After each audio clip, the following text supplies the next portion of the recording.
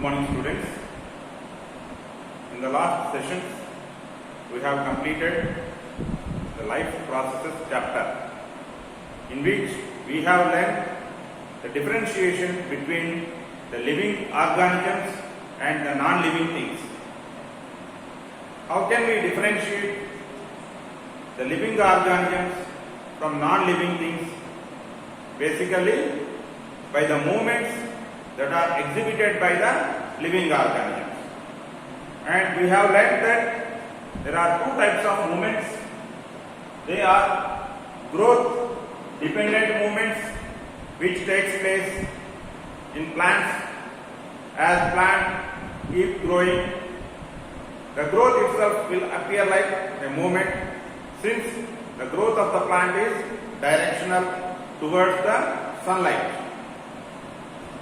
And the growth independent movements, which takes place generally in animals, especially in response to various changes that are taking place in their environment. Animals exhibit the movements like running, walking, chewing, biting, all these sort of movements. They are not growth dependent, they are growth independent. Why any living organism exhibit movement? What is actually a movement? Movement is a response. It is a response to a change in the environment of the living organism. So, living organisms live in some environment. The surroundings of the living organisms altogether are referred with a single term called environment. If in the environment of a living organism some change is taking place, the animal will exhibit a particular response towards the change in the environment.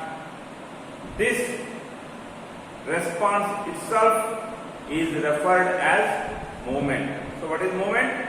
A response which is exhibited by the living organism towards a change in the environment. In the case of animals, many of these type of responses are shown, and in the case of plants also sometimes, like touch me not plant.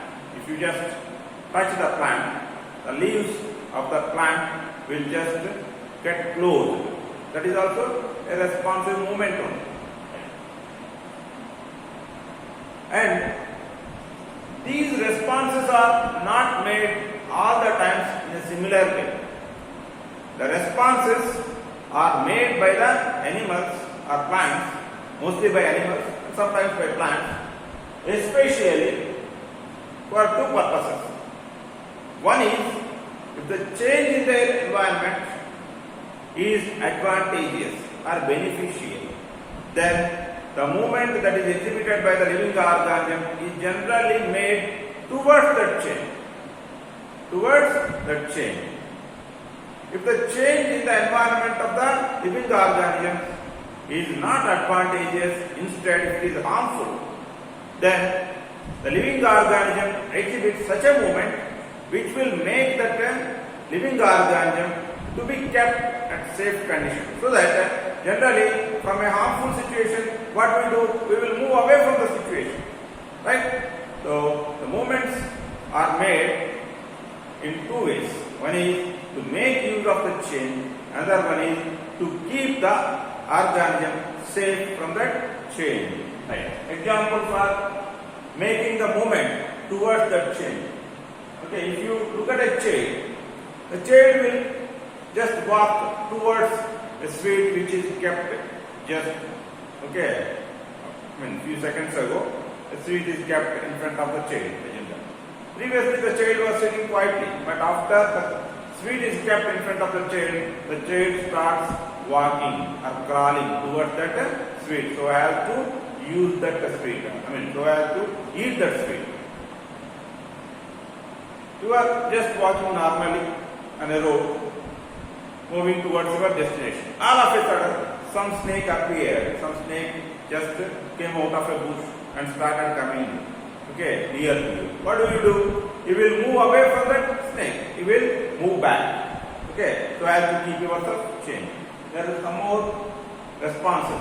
In the case of plants, plants generally grow. The stem part of the plant grows out towards sunshine because it needs light in order the photosynthesis to be carried out. And buffaloes chew the cud, okay, in order to cut the food which they have already eaten, so as to help the digestion process. And swinging by children in some children's park in order to get fun out of the swinging, that is the movements that are made towards making use of that change. Next, closing of eyes upon focusing the bright light. Whenever you are walking in little dim light or in dark, all of a sudden some focused light or some bright light is focused on you. Then what will you do? You will close your eyes so as to reduce the entry of the light that is falling into your eyes. Okay. If all of a sudden the light is made darker, but the area is made darker, the light is removed or the light is reduced, then what will you do? You will expand your eyes, okay, so as to allow whatever the limited light that is available, to allow the entire limited light to enter into your eyes so as to just to see the things.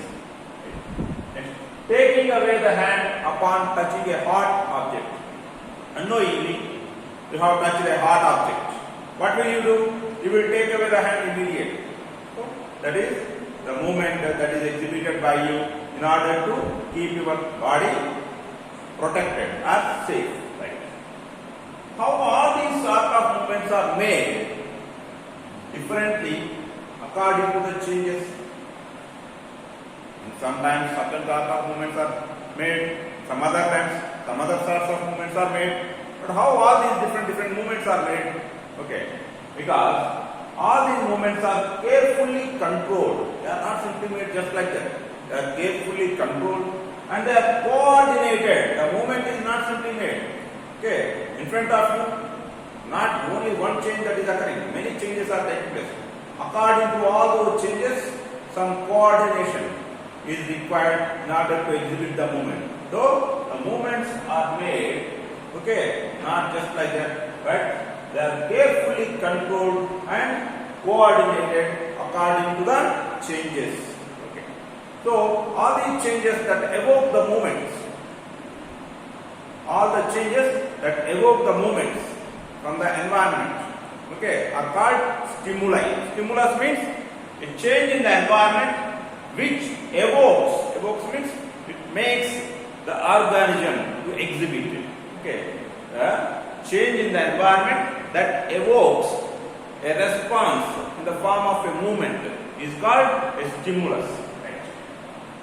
In any controlled movement, two things or two events occur. What are they? First one is recognition of one or more changes or events in the environment. First event in the execution of a controlled movement is, first one is recognition of one or more changes. I already have told you. In our surroundings or in the environment, the surroundings of any living organism, not just only one change is going to take place. Many changes may occur. So, according to all those changes, taking some changes seriously into consideration, taking some changes very less into consideration. Okay, finally, recognizing one or more those changes, first thing, and then proper execution of a response in the form of a movement. After recognizing the one or more changes in the environment, then what will the organism is going to do? It is going to properly execute the movement. Okay, it is going to properly execute the response in the form of a movement, followed by the recognition of those changes. Next, in order to achieve these two connected events,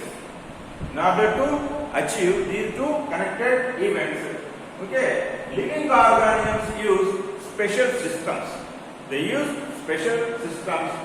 These special systems that are used by the living organisms, they provide control and coordination while executing the movements. In the case of complex multicellular higher animals, specialized tissues are used in order to provide this control and coordination. In the case of higher or complex multicellular animals, specialized tissues are used to provide the control and coordination. In the animals, in higher order animals, what are those tissues which are used for providing control and coordination? The nervous tissue and muscular tissue. The nervous tissue and muscular tissues are used by the animals to provide control and coordination. Right. Here we need to learn receptors, sensory organs. What is receptor? In class 9 we have learned about nervous tissue. Nervous tissue in which central nervous system, neurons, all are made up of nervous tissue. That's what we have learned. And the functional and structural unit of nervous tissue is a neuron. In a neuron or nerve cell, three parts are present: cell body, axon, and the nerve ending. In the cell body, many hair-like structures with branches are present, which are having many tips, and all these hair-like structures with tips all together, they are referred as dendrites. And these dendrites are attached to what? Cell body, and this cell body is followed by the next long, lengthy filament-like structure called axon. In this axon, a fatty sheet is covered in different fragments. In between these fragments, small gaps are present. These gaps are called nodes of Ranvier, which help in the jumping of the nerve impulse transmission, so as to make its movement faster. We will learn it later. And at the end, again, branches like structures, not hair-like structures, are present, which are called nerve endings. Altogether, they are called nerve ending. Right? And what is receptor? Receptor. And what is the use of it? Receptors are the dendritic tips of some special neurons. Receptors are dendritic tips of some special neurons which are present in the sensory organs. Which are present in the sensory organs that detect the stimuli. What are receptors? Receptors are the dendritic tips of some special neurons which are present in the sensory organs that detect the stimuli. There are 5 types of receptors. Photoreceptors, which are present in eyes. And what do?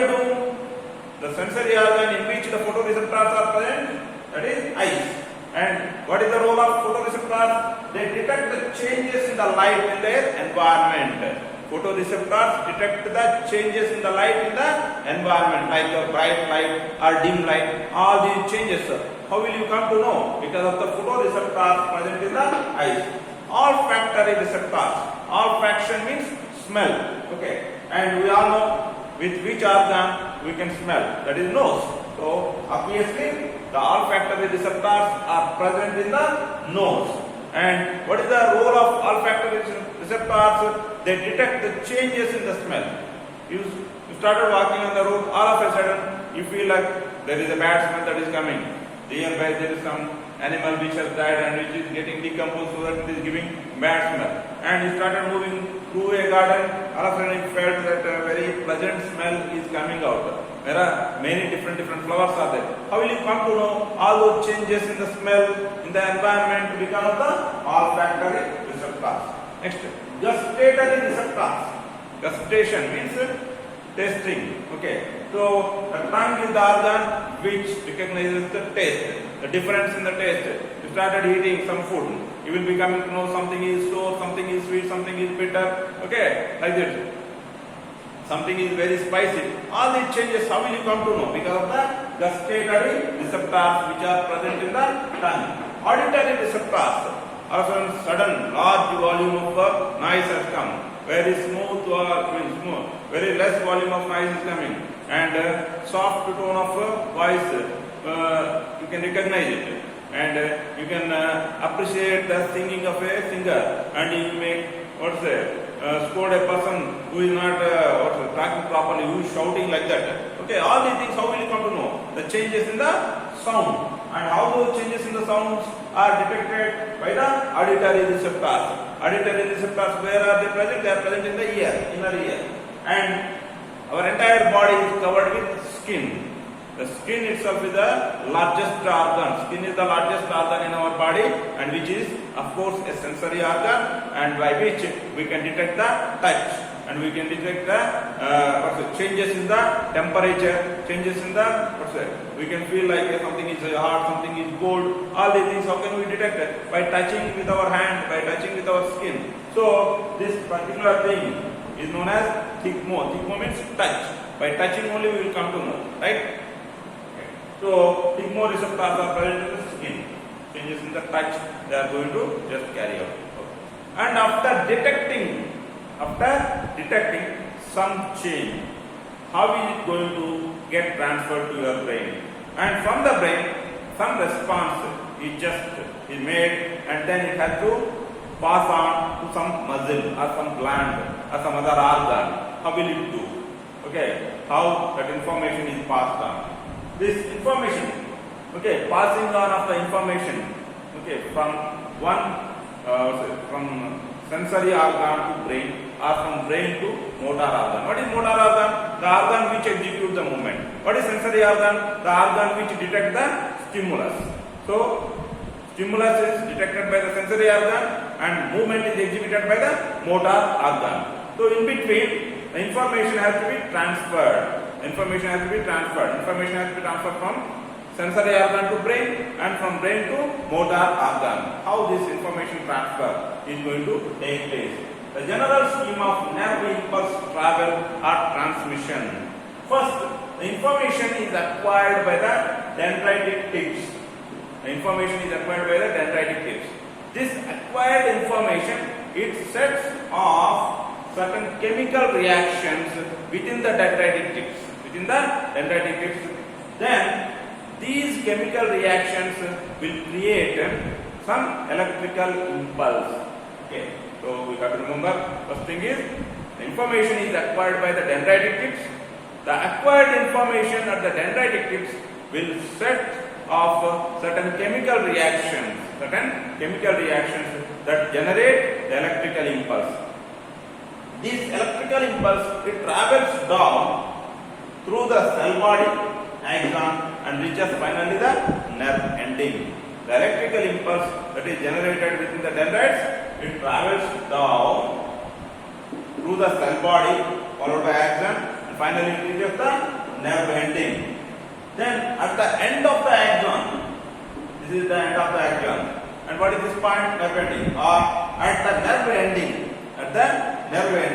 the electrical impulse sets off the release of chemicals. These chemicals will cross the gap, between the next neuron and its. So from every neuron to its next neuron, some gap will be there. That gap, the gap between two neurons, or the gap between a neuron and the target organ, is called synapse. Synapse, right? So after the electrical impulse reaches the end of the axon, or after it reaches the nerve ending, the electrical impulse releases what? Chemicals. These chemicals cross this gap, and they just reaches the dendritic tips of the next neuron. Then what do they do? After the chemical is received by the dendritic tip of the next neuron, again there also chemical reactions are set off, and these chemical reactions are going to generate electrical impulse, and again it will travel down its cell body, axon, followed by reaching. Like this, it will keep on moving between the neurons. And finally it reaches the target organ, maybe muscle, or it is maybe a gland, if this information is coming from the brain. If the information is coming from the sensory organ, the target organ will be the brain. Brain will be receiving finally. Like this, the nerve impulse will travel across the neurons, right? And with which we have just introduced how the nerve impulse is moving and how communication is transferred between sensory organ to brain. Between sensory organ and brain, or from brain and to motor organ. All these things we have discussed. And remains reflex action, how our brain functions, and what are the other control and coordination system in animals and in plants. All the things we will discuss in the next session. Thank you.